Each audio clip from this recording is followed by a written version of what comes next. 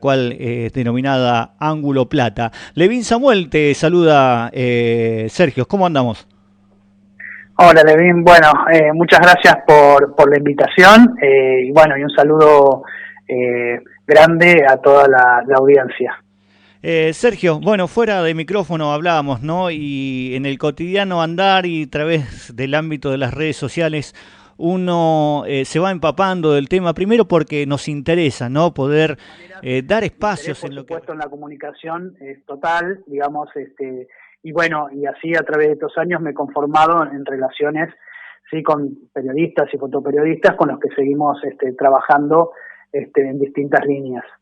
El proyecto editorial es muy pequeño, arrancó hace 2 años, en 2019, prácticamente a mitad de año.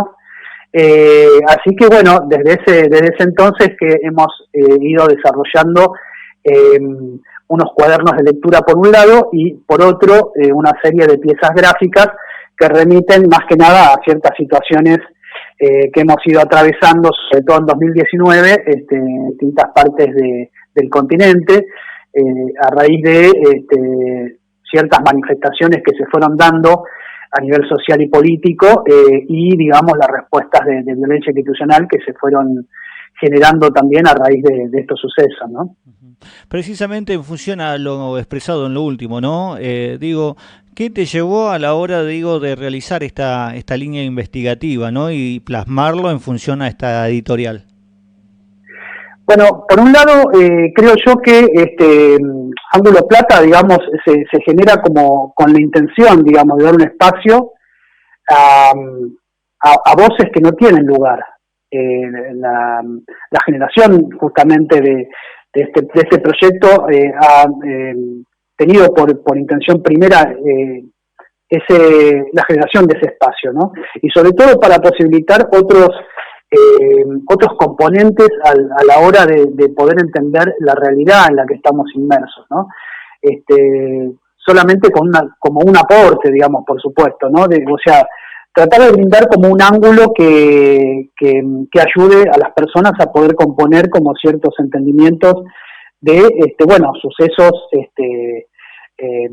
desde un enfoque muy pequeño, porque, bueno, nuestra infraestructura hace de que, busquemos necesariamente, digamos, poder cubrir del mejor modo, digamos, estos hechos y, por supuesto, desde nuestro interés, que es el interés por sobre todas las cosas humano, ¿no?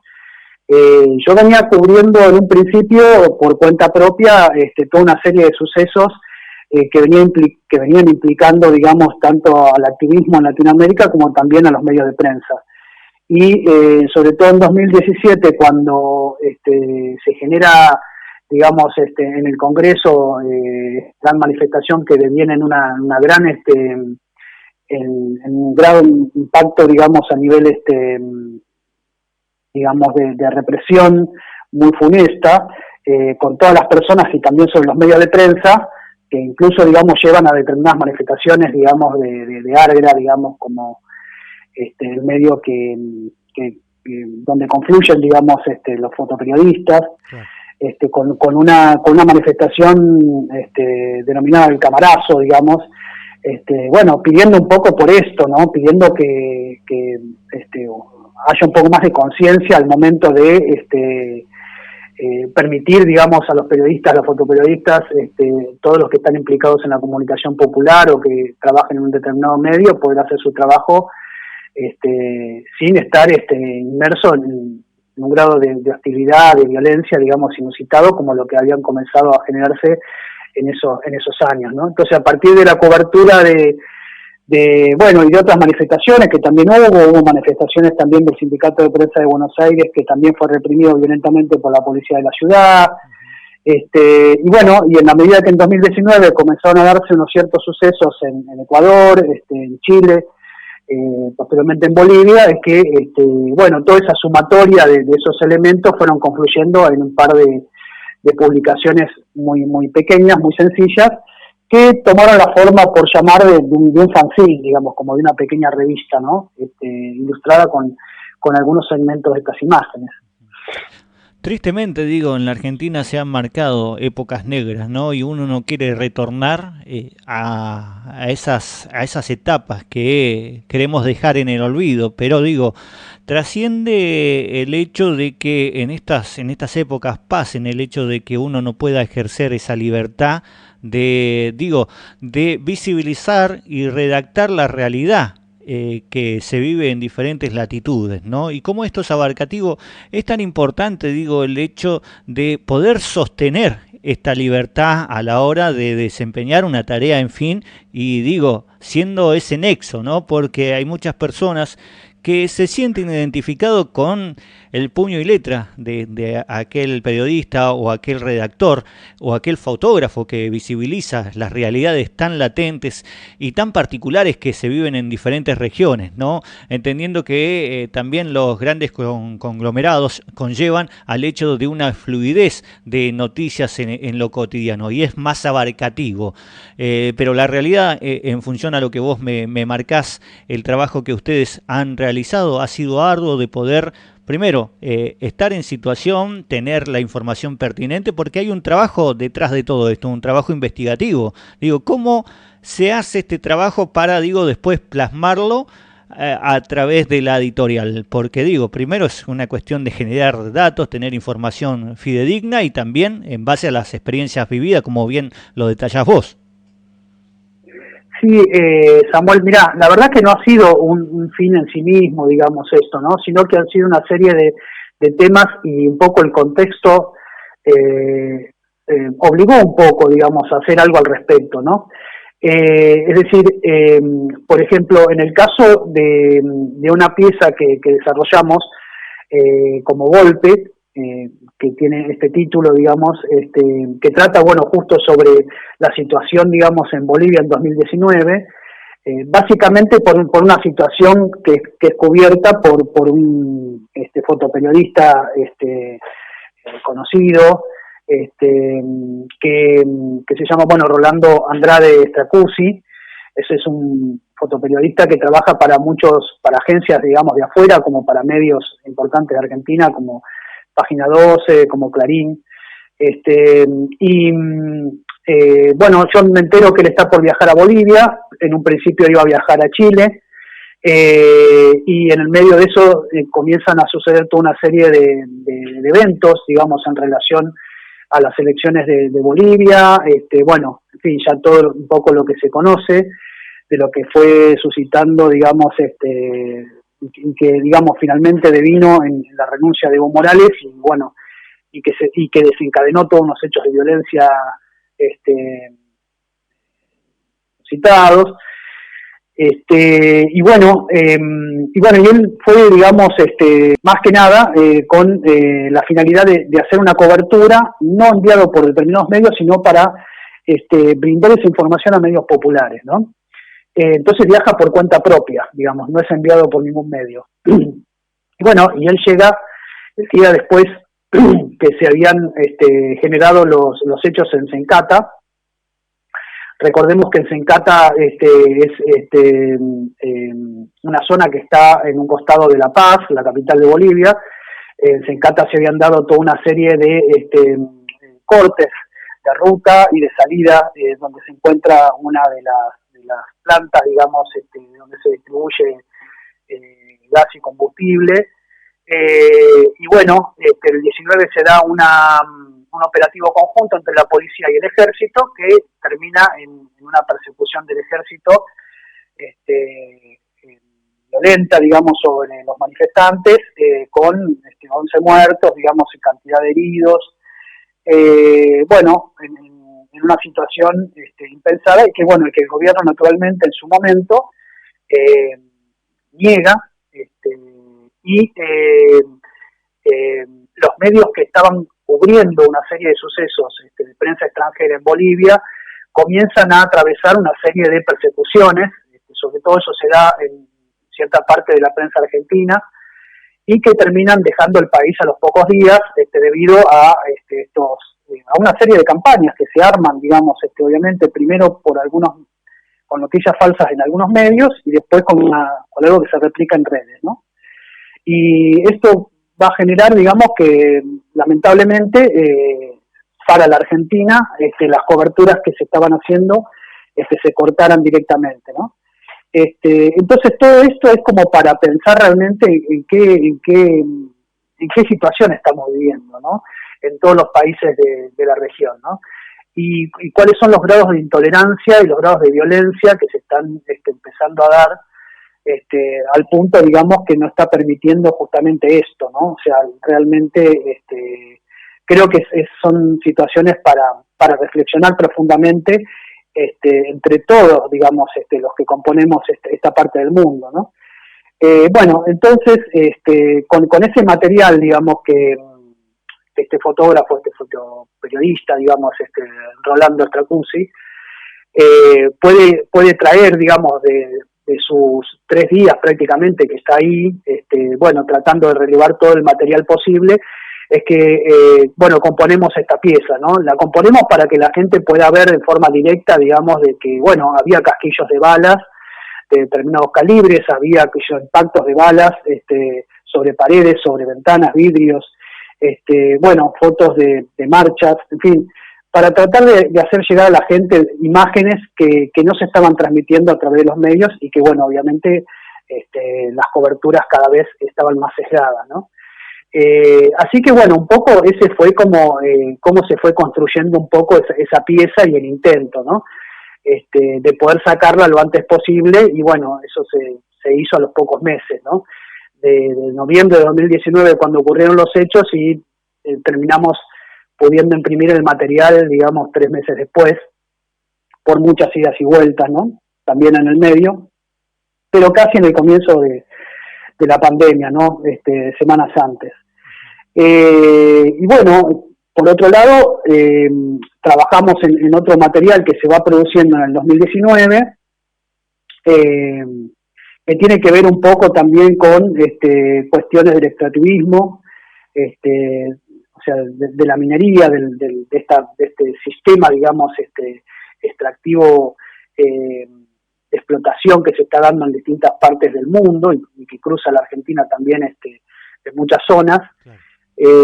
Y bueno, una persona que es parte que vive en Jujuy, que es parte de una comunidad, bueno, escribe un ensayo durante el 2020, que bueno, que terminamos publicando y presentando en agosto de este año, ¿no? Pero bueno, desde ya te digo, Samuel, que son cosas que se han ido manifestando y que le hemos ido dando espacio para poder, bueno, publicar estas cosas, ¿no? Para que lleguen a la sociedad, por supuesto, de nuestra estructura, que es muy pequeña, pero bueno, nos sentimos que al menos en algo podemos contribuir bueno, a dar una parte, a brindar una parte, digamos, de la información que encontramos y que puede ayudar a componer ciertas ideas sobre problemáticas, ¿no? Tal cual, cada uno, digo, analiza la situación y en esta línea de tiempo de edición, de graficar a través de imagen y texto las realidades que se viven en los países vecinos, cómo se avasallan los derechos. Digo, me queda el hecho de lo que sufren los pueblos originarios porque fueron los que más sintieron este golpe y la represión que, bueno, fue generalizado porque también el hecho de prohibir visibilizar a los medios de comunicación que de forma prematura, como vos bien lo señalabas y digo, está en las crónicas que tuvieron que retirarse, hay muchos que insistieron y continuaron y que bueno, digo que desde el ámbito independiente, fuera de aquellos multimedios, ¿no? Que a veces como la vorágine de la noticia se va renovando, no indagan más en la situación y las repercusiones que generan en la región, porque también esto ha afectado en las provincias, digo, que comparten frontera con Bolivia, ¿no? Esta realidad y este cruce cultural es cotidiano entre el país de Bolivia y la Argentina a través de Jujuy y Salta, ¿no? Sergio, te traslado a uno de los temas, digo, que fuera de micrófono hablábamos, ¿no? Porque viene a colación a la situación de cómo nos adaptamos los comunicadores, aquellos que nos desempeñamos en los medios tradicionales o aquellos a través de la editorial o la gráfica como vos lo realizás. ¿cómo te afectó, cómo te llevó al hecho de realizar las tareas en este periodo de pandemia? Que si bien, bueno, las flexibilizaciones nos llevan a tener una posibilidad a la hora de realizar otras tareas que antes estaban limitadas en lo que refiere por este contexto de pandemia. ¿Cómo uno se ha encauzado la tarea en el periodo de pandemia? Bueno, qué sé yo, en mi caso, como decía, la editorial es casi un proyecto tan pequeño que, bueno, estamos todo el tiempo trabajando con gente que asesora y que comparte información bueno, y asesoría. Y bueno, todo esto, por supuesto, hizo como toda la sociedad tener que replegarnos sobre el espacio, digamos, de nuestro propio espacio habitacional, digamos, sobre nuestra propia casa, ¿no? Y adaptarnos, bueno, a ver de qué manera podíamos seguir, cada uno haciendo lo que hace para sostenerse, para sustentarse, ¿no? Por supuesto que esto no se dio en todos los casos, pero bueno, nosotros, bueno, pudimos como de manera más simple poder sortear la problemática que implicó la pandemia, ¿no? Y bueno, pero sí, por supuesto es que nos coartó un montón en los aspectos de la difusión y demás, tener que entrar en un ámbito de suma virtualidad, donde, bueno, en nuestro caso, la necesidad de contacto físico, digamos, ¿no? Con las noticias y los autores y qué sé yo, las personas en su conjunto, bueno, nos generó sí un impacto importante, tener que repensar, digamos, también de qué manera podíamos lograr poder seguir trabajando en la línea que estábamos empezando a construir, a diseñar. Bueno, nos obligó también a ver de qué manera podíamos llevar a nuestro proyecto, digamos, a esa esfera de la virtualidad, ¿no? Y bueno, y por un lado armamos una entrevista virtual que terminó siendo un video, que lo empezamos a difundir por redes, y que luego, digamos, eso deparó en un conversatorio que realizamos en conjunto con una cátedra de estética de la Universidad de Buenos Aires, digamos, ¿no? Es decir, que nos permitió entrar en un marco constitucional que a su vez ya estaba con su sistema, digamos, virtualizado por las clases virtuales, qué sé yo, pequeñas cosas. La verdad que para nosotros ha sido como bastante difícil, como para, bueno, la mayoría de la sociedad, por supuesto, tener que sortear esta cuestión, pero bueno, de todas maneras hemos seguido trabajando en todos los aspectos, y desarrollando nuestros proyectos y bueno, y hoy nos encontramos un poco mejor armados, ¿no? ¿Cuánto se potenció el trabajo a través de la virtualidad? Digo, para muchos, digo, lo utilizamos de forma cotidiana porque es una herramienta de trabajo, pero no ha sido en su totalidad. Bien vos marcás, el hecho de la presencialidad es vital en estos ámbitos de lo laboral, decimos, ¿no? A la hora de realizar las tareas investigativas, realizar el hecho de las notas presenciales, digo, se vio truncado, pero en función del hecho de la virtualidad, ¿se potenció más el hecho de la llegada de la editorial con las multiplataformas, entendiendo del hecho de este abanico de oportunidades y posibilidades que te brinda la virtualidad, ¿no? Mirá, la verdad que estemos en este momento hablando, que yo, digamos, esté acá en medio del centro de la capital, de la ciudad de Buenos Aires, y me estoy comunicando con vos en un extremo sur de la Argentina, creo que es producto de la virtualidad. Creo yo en el aspecto más fuerte, en lo que ha sido un impacto directo, en la medida que hemos empezado a tejer otro tipo de redes, y creo yo que ha sido un impacto que ha generado una comunicación entre centros muy distantes, y que ha generado para mí un impacto que creo yo se va a sostener más allá, digamos, de los cambios por venir, digamos, ¿no? Una vez que esta situación comience a tener otra forma, ¿no? O que podamos volver a tener como tuvimos en algún momento otro tipo de línea de trabajo en el contacto físico nuevamente, ¿no? Pero yo encuentro que ese fenómeno ha sido un fenómeno que se va a mantener en todas las escalas. O sea, hemos podido participar de eventos que por lo general se dan solo en determinadas regiones del mundo, y esos eventos forzosamente han tenido que abrir a la virtualidad sus espacios, y han sido espacios que han estado abiertos, o sea, abiertos sin ningún tipo de costo. Por supuesto que, bueno, sí implica que uno, para acceder al ámbito de la virtualidad, también tenga que tener, digamos, posibilidad a un acceso, digamos, y tener también un aparato para poder conectarse, ¿no? Pero al margen de eso, yo creo que ha habido toda una serie de cosas en el mundo que ha generado otro tipo de redes, y que yo creo que se van a sostener. Y creo que en el caso nuestro, digo esto ya hablando más como microproyecto editorial, ha generado la posibilidad de contacto con distintas partes del país, en forma directa, como digo, como de esta manera, ¿no? De una manera tan directa, tan noble y tan fuerte, que creo que en otros tiempos no hubiéramos podido nunca imaginar que nosotros pudiéramos llegar en este momento a estar, al menos hablando para una audiencia en una parte del país tan lejana, ¿no? Sergio, en función a esta practicidad que nos ha brindado las redes sociales, que es una extensión más a la hora de, trasladar esas inquietudes, esos trabajos y demás, ¿cómo te ubica la gente a través de redes sociales y puede acceder a la información de la editorial que venís desarrollando? Bueno, nosotros no tenemos un gran desarrollo, no es todavía, creo que bueno, ya inevitablemente tendremos que darle más importancia.